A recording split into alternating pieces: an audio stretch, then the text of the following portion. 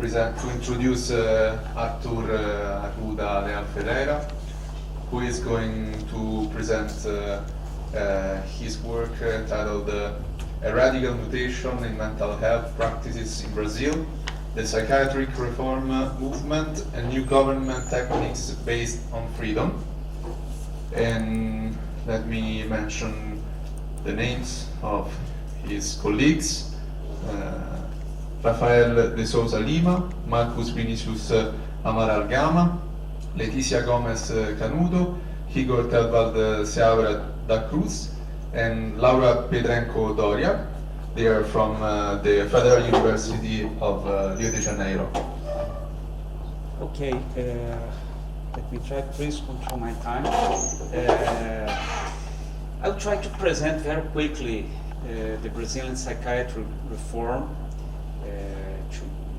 and to discuss after this how this research was done, and trace its beginning to the end of the 70s. The Brazilian psychiatric reform was at the same time, what we can highlight here, a movement of workers and patients after called users in public health, and resulting in a deep change in the public policies concerning mental health.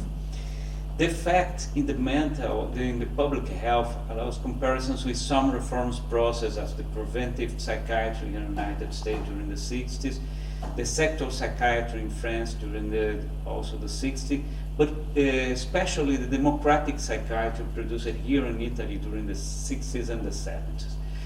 The presence of this political movement allows comparisons with especially the democratic psychiatry. There was a strong inspiration for our Brazilian reform. You have Franco Basaglia. The asylum doesn't serve to cure the mental health, the mental ill, but only to destruct the patients. Then, after this so short introduction, we have to go deep in this characterization of psychiatric reform. That is, especially this political aspect of our reform. As a political movement, it opened the way of some concepts and perhaps some flags that were considered incompatible with the psychiatry, like freedom, citizenship, and human rights. At the same time, the reform opened new places to the old internal patients. The external space of the cities, assemblies, independent work, consumption, and the responsibility of the self-management. New characters entering the scene that was formerly a monologue of the psychiatrist. Then it appears that psychologists, sociologists, psychoanalysts, social works also appeared as protagonists, constituting new therapeutic teams. All the new instruments or institutions of our psychiatry reform are especially based on these therapeutic teams. Then we have all these innovations were supported especially by a national law, like here in Italy. We have this 10,126 law of 2001, restricting the presence of asylum, proposing some controls to interning of the psychiatry, the patients of this time. Some of these new public open doors institution that appears can be related here. The center is the center for the psychosocial attentions, the place that we're going to do this research. The therapeutic residence for the old chronic patients, and there's some grants for families of the patients, the returning Rome program to support their return. But the psychiatry reform was interesting because it wasn't not only a place where changed the the institutions, the services aiming to obtain mental health. It changed a lot to the historiography. And in this sense, we can, for instance, if you see the most part of works presented here and in other places, we can analyze the articles, we can see a kind of very peculiar historiography that is very critical. Then this period of rap psychiatry reform, we have a kind of inspiration, strong inspiration of this critical perspective. As the Foucault one is the most well-known, this history of madness.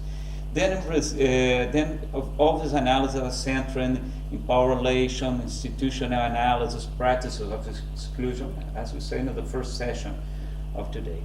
Then we had a lot of books wrote in Brazil, considering this first time as the history of psychiatry as discourse of morality, and some books like this. But it's an interesting thing. In this period after reform, it appears a kind of pink historiography in this scenario. I can say that history had its color changed.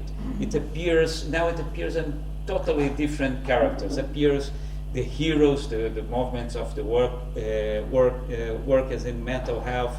You have a lot of libertarian gesture. We have now a future and utopia, and it appears a kind of hagiographic narrative about this special moment after psychiatry reform.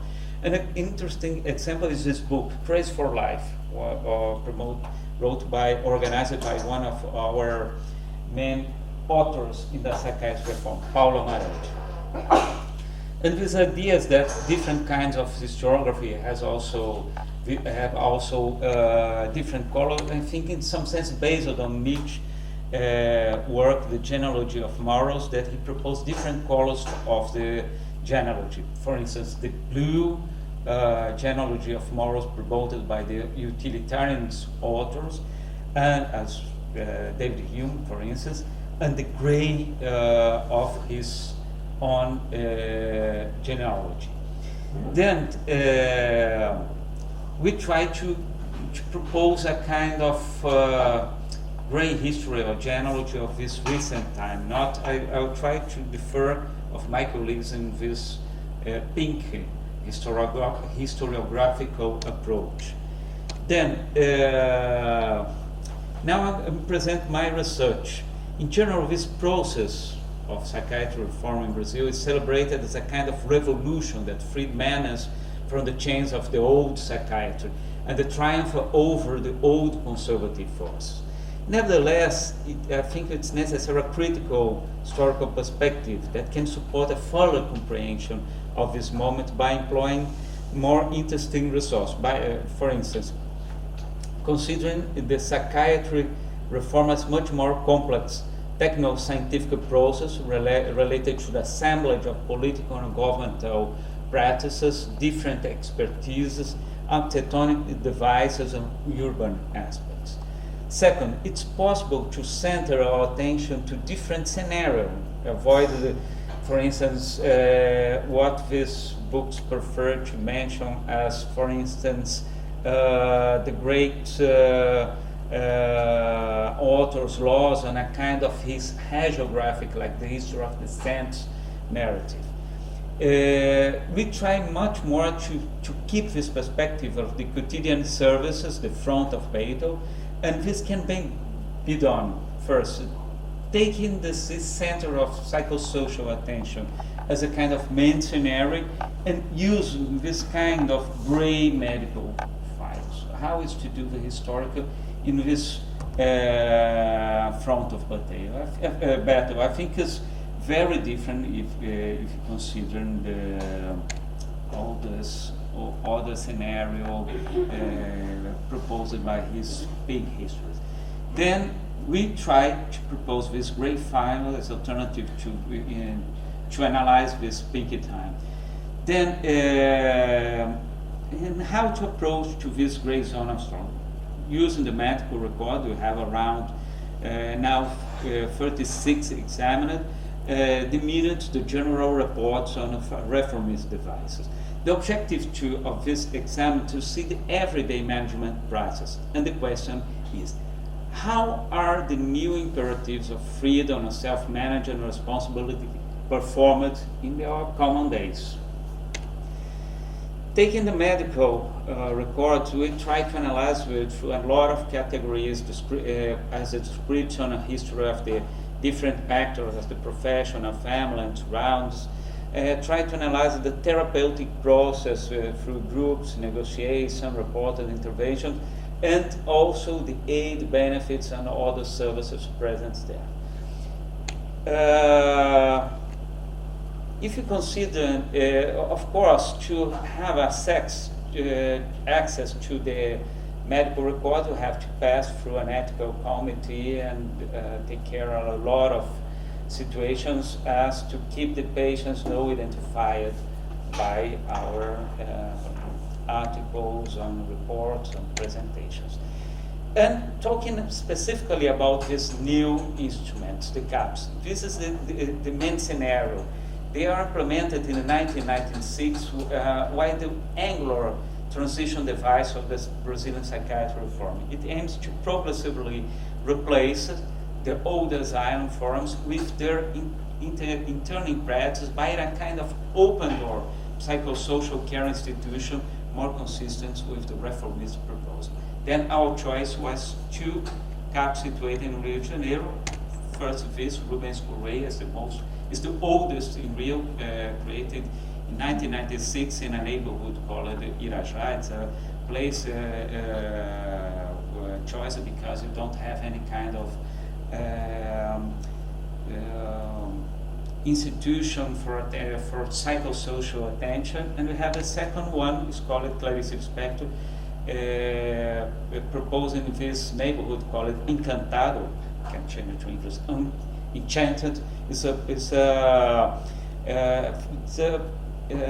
center is present a few blocks from the former psychiatry hospital Pedro II, that was a big old hospital.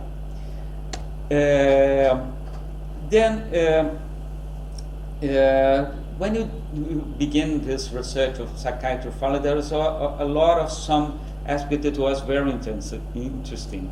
In this source, it was possible to observe a very different discourse styles among different professionals, doctors, nurses, psychologists. Despite all the stylistic differences between them, there is a kind of common narrative, a kind of a common moral between them. It is the presence of efforts that touch to change in family relationship, the search for professional learning, taking courses or workshops. It is kind of all these efforts for freedom, avoid especially hospitalization and internation. There is then a new expert devoted to an integral contact with the users, the reference technician. There's someone that goes with the users for every place, trying to, in some sense, to have a much more a big continuity in this treatment. And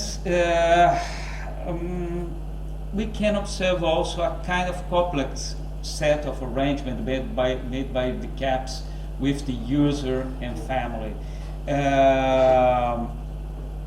This engagement, workshops, activity, and groups and works, and family with a strong presence of family and community in this participation. Then CAPS, this center of attention, psychosocial attention, calls on family members as co-managers of patient autonomy, family groups and home visits. Then we can say, when you finish with the presence of the old asylum, we create a lot of professionals and strategies to observe, to in some sense, to manage the patients. Then the family members also demand responsibility for the CAPs to the users. This is a very important aspect. Then we can see, we can say that the most important aspect that we found is all these aspects to refer to this management of freedom management through freedom. In the cases examined, it was possible to observe two major strategies, which could be combined in different proportions according to the circumstance. Sometimes we have cases that change from one to another. We have a kind of management centered on the patient's activities, aspirations, and desires. We try to manage the desires of patients. And by the other side, we have some cases that we have managed based on negotiation, especially with family members, community members, or close people. I think that it coincides with different way that some authors like Nicholas Rose and Michel Foucault proposed this kind of neoliberal management through freedom, because Foucault talks this neoliberal management, it was proposed by the kind of environment, by a kind of management through the environment, and the social context. And Nicholas Rose proposed that psychology, it's a way to favor this kind of liberal and neoliberal techniques of government. Going quick, we have 5 minutes. We try to examine a very short example of this first case, the management through responsibility. We have a case belonging to the Vice-Spirals of Clarice Lispector CAPS, similar to us, very representative of the predominance of this first strategy. A user or patient with approximately 45 years in 2005, married and diagnosed as having bipolar disorder. There is also a big history of admissions and internations. She said she feels the burden of taking responsibility for her daughter and her husband. In this patient's medical record, it's possible to find the narrative of a series of internal attempts by the own patient.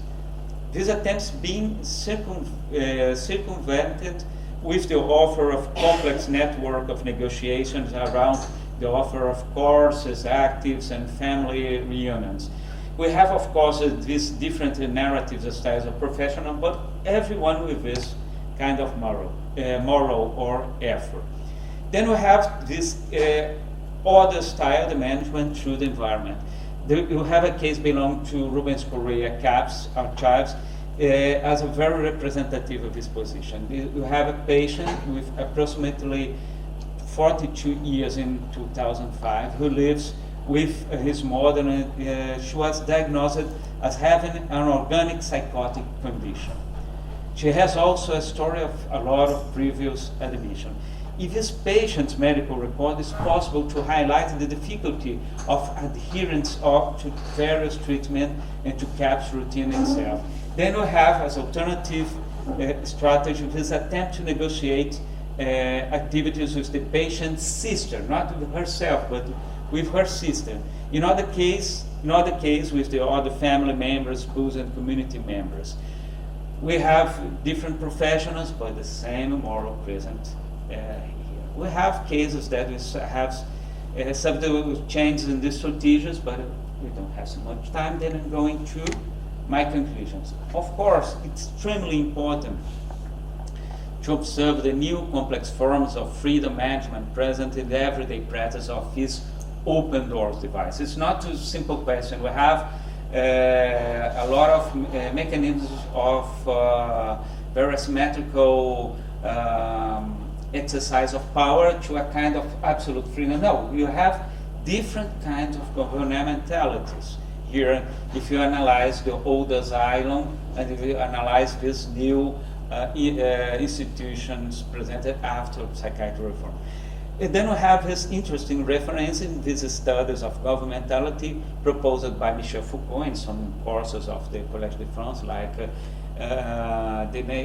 birth of biopolitical, Nicholas Rose, in some books like Inventing Ourselves, when we can find this management practice for freedom described by these authors. We consider also that it would be interesting to think about this performative use of the word freedom in distinct modulation, which conform it to a kind of governmental practice of self-enterprise, self-constitution, and self-management. But at the end, we can say that looking at the files and analyzing them, we can find 5 different technologies through the freedom sign, freedom world. We can understand freedom as a kind of practice without management through asylum. People refer to this as a kind of freedom. The management through the environment, as Foucault proposed, and this second strategy that we analyze. The management through freedom, trying to reinforce the aspirations, the motivations of the patients, like the first strategy that I saw. For the leitmotifs of freedom, human rights, and citizenship, very frequently referred not only in the medical record, but also in the assemblies, in the meetings of the teams, and increase in the degree of freedom in the therapeutic process. Generally, it's referred the patient acquires a bigger ability to move in the city, to be identified to a kind of specific world. Then, to the real conclusion, I say that it's really necessary to analyze these new technologies of freedom as a kind of special model of psychological or even psychiatric ways of governance. Then, this is the end, but I think it was very important to raise this question to the reformist movement, need to rethink all the performative possibilities to the term freedom, to be much more aware of current specific problems brought about the current settings. For instance, in Brazil, there's a strong investment on evangelical churches in therapeutic communities. And third, calling into the question the final solution for the most relationship with madness, even those with the most liberating inspiration. Thank you for your attention. Then we have this Pinel freeing the mad from the chain, something that returns constantly in the history of psychiatry. Thank you for your attention.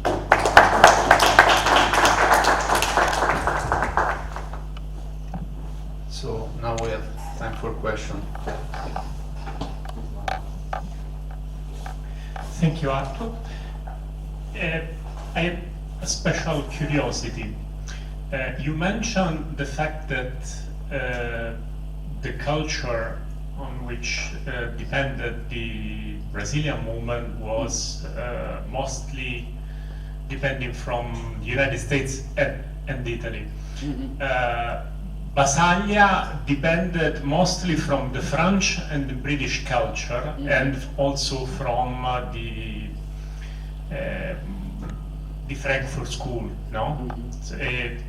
I was wondering, did intellectuals like Castel and Franz Fanon mm-hmm. on the one hand, and Lang and Cooper on the other hand, mm-hmm. did they were they read in Brazil, or it was Basaglia that somehow directly influences? So did this influence is only indirect? It's very interesting for us. Marco Antonio, thanks for your question. I tried to connect to your presentation 2 days ago. It was very important to try to understand the circulation of these therapeutic cultures, we can say something like this. But when we inherited, or when we assimilate one tradition, of course, it's assimilation that transforms entirely this supposed pure culture that, for instance, thinking in Italian is not a kind of pure culture, it's a blend of different influence and don't have a kind of pure influence. But in the case that we have in Brazil, for instance, I think it's a little asymmetric, the presence of different cultures. I think it was I think the Italian reform movement, it was a very strong influence, especially in the process. This need to create a national law, a national public health system to this process. I think the process of Italian psychiatry reform was crucial for us. Second, this is the inspirations, the authors that we consider important. By one side, for the first generations, of course, the presence of the Italian authors was very important, not only Basaglia, but also Slavici, Rotelli, and others was very important to us. But we have a kind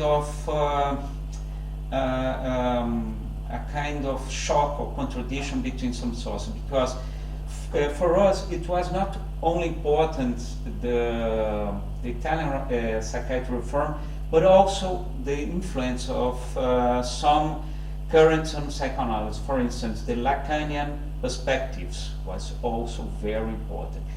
Then we have at the same time a kind of effort to do an adjustment between these two main tendencies, but of course we have other tendencies.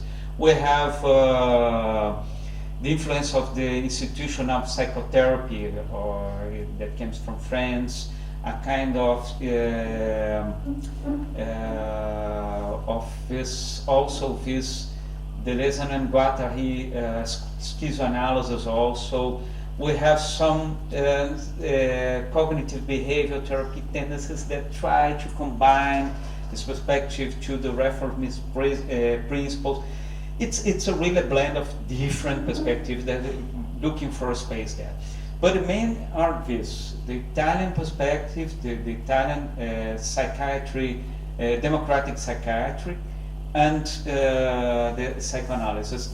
But there is a lot of conflict. For instance, what it will be the space for the clinical practices inside the reform? The psychoanalysts propose a kind of open clinic to propose, and people from the Basaglia tendency say, no, we don't want clinical devices as the most important instrument of reform. Then they propose much more strongly what they call the social rehabilitation as a main effort. But of course, these other authors, as Lang, Cooper, and especially variation questions, a lot of authors that think about this, and co-racial questions appeared also. But how to say, it's generally a blend of different references that you have. But thank you for your question.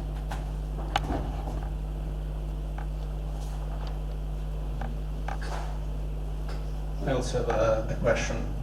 As you mentioned, Brazil was really influenced by Basaglia, the Psichiatria Democratica, but also by psychoanalysis. Yeah. And during the 70s, Franco Basaglia went in Brazil different times, and then they published Conferenze Brasiliane, and in this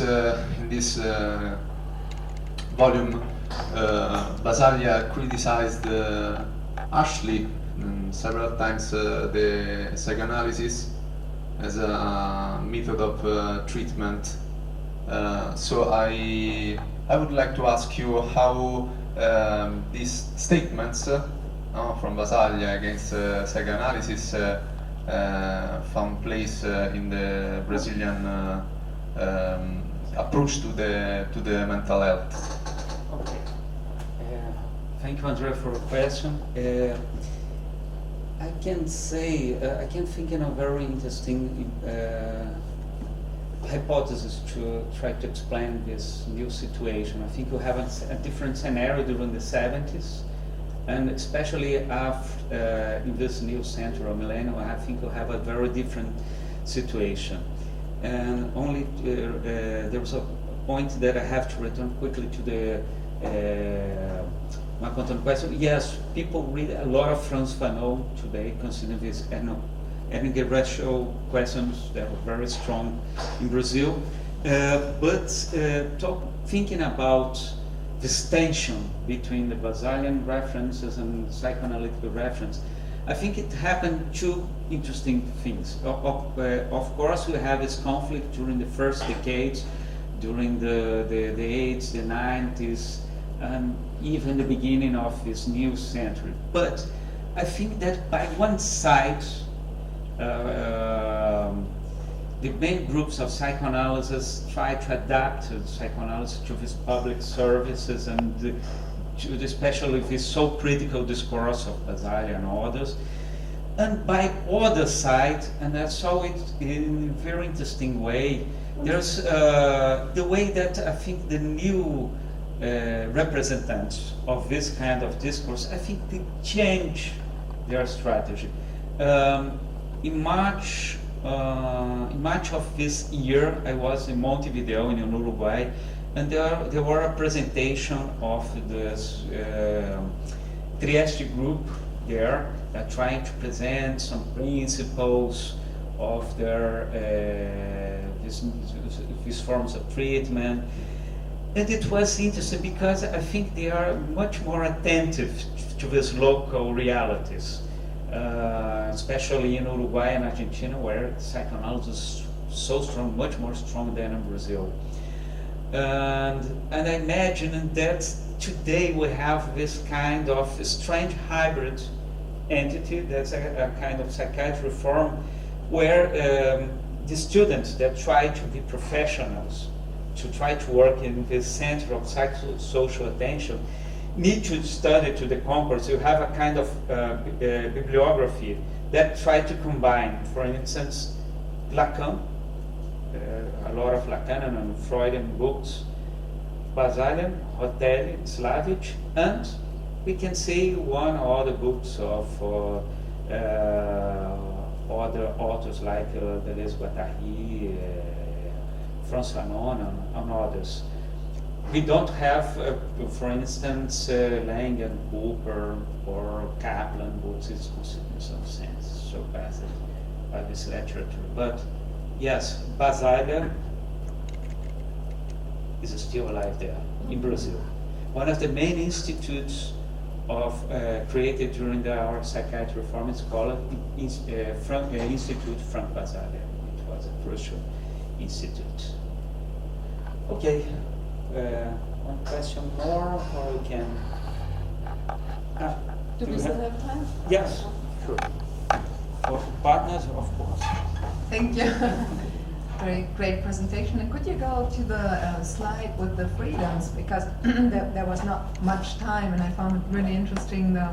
I think you were talking about 5 modes of freedom that you distilled from the work, yeah. And I understood that one thing is to analyze the use of the term, the discourse of freedom on the one hand, but then you also have modes of freedoms. I was just wondering if you, during this research, if you are working with a kind of definition of freedom. So I'm thinking of things like the freedom of or freedom to distinction, or do you? Yeah, are you working with some kind of normative understanding of freedom?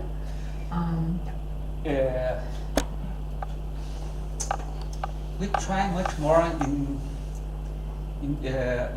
our efforts much more to try to understand how this word is used, because it's a strong word.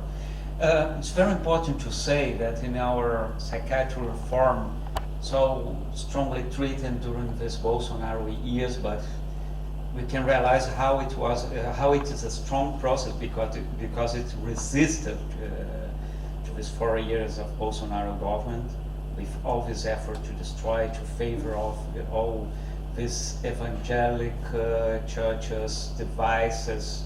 But we have also, it's very interesting, during, I think, the first week of May, we have the week of kind of week of psychiatry reform of the fight, anti-manicomial fight. It's the week anti-manicomial fight or anti-asylum fight in Brazil. It's really, you have we have parties, we have a conference, it's a celebration. It's like a national holiday that touch a great group of the professionals in psychology, psychiatry, and so on. Then you have this strong combination there. And we, not only in the textbooks, not only in this conference, not only in the medical records, we see a lot of uses of this term, freedom. And what it means, freedom. Then we have to do, I think you have to work in the same way when you try to analyze a concept of a philosopher or a psychologist, for instance. Try to understand the use and especially the pragmatic aspect of these concepts. And I think I can say that we have all these uses that comes from this weak use. What it refers to freedom. Oh, you don't have anymore the presence of the asylum, then we have freedom. This is a kind of weak use. But it can go to all these complex uses like all these kind of management strategies, and especially these ideas that the patients acquire degrees of freedom. Degrees of freedom. Well, in the sense that I think there's an expectation that people can manage themselves in the cities. Then what you have as a strategy is all these strategies to manage and reinforce this behavior that expresses self-responsibility, this self-ability to manage their own behavior in the city. I think this is the idea. I imagine that we really are in a very different world that you have until the 60s or the beginning of the 70s, where the asylum is the masterpiece of the psychiatric strategy. It's a really, really, really different strategy. But I don't want to put in a kind of a position this kind of abusive power and freedom. I think we have different kind of governmentalities, and all of this pragmatic effects of the use reflects these new forms of governmentality. There's a very interesting Spanish philosopher called Jorge La Rosa.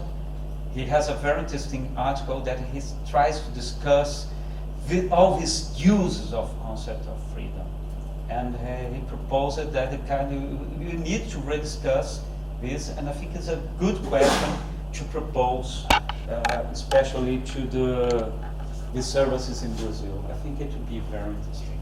And I do have a time for a final question.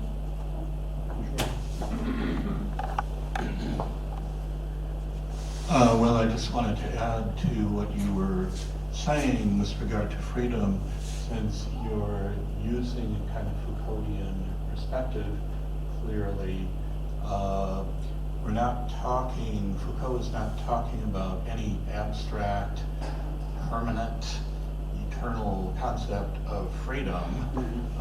Freedom is always constructed. Agency is constructed in particular situations with particular goals, power operating, et cetera, but we're always talking about something that is constructed in the field of kind of power relationships, but we're not talking about some abstract notion of freedom as if there were even any such thing. I think Foucault is kind of doubtful about whether even such a thing exists, except as it's created, which is not to say that people don't have agency, but we also have to understand the conditions in which agency becomes a possibility.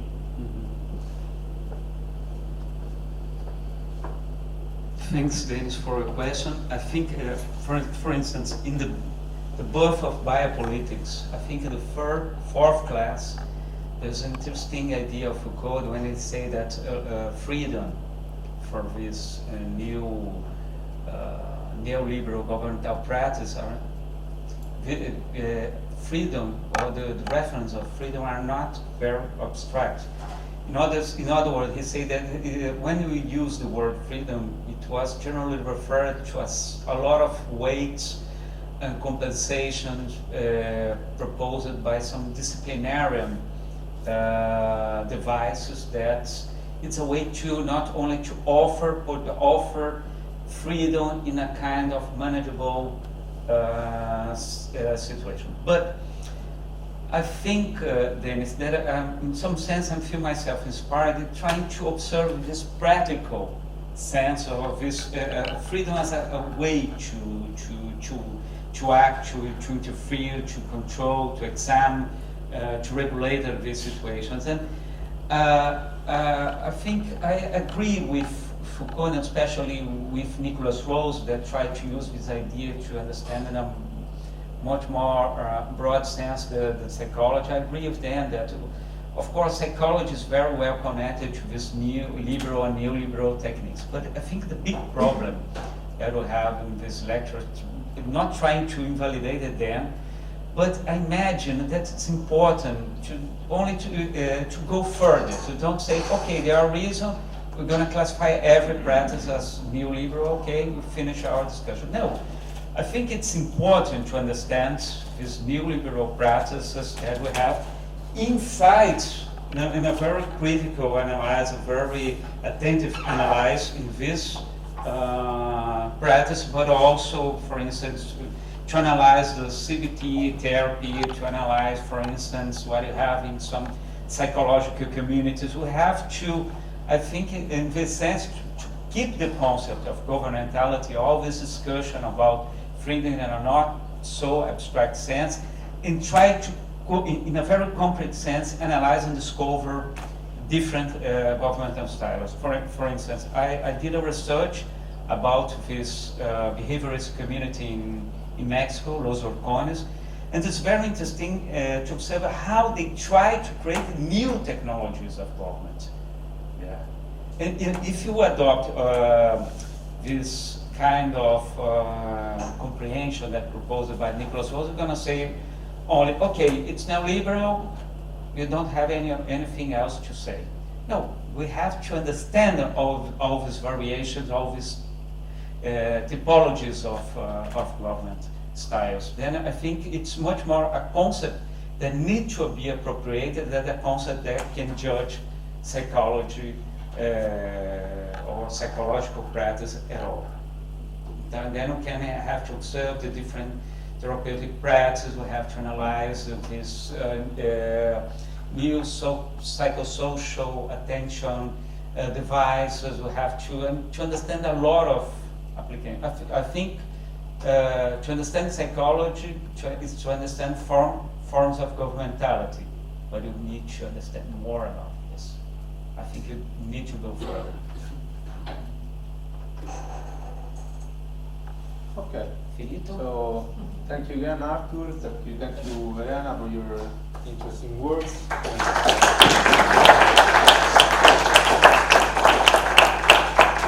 Thank you all for staying until the end. And thank you for the presence, even in this day of complicated day, and with the strike and the transport. But I want to thank especially of your organization team for this precious moment here. It was a perfect organization. Thanks for all. Thank you.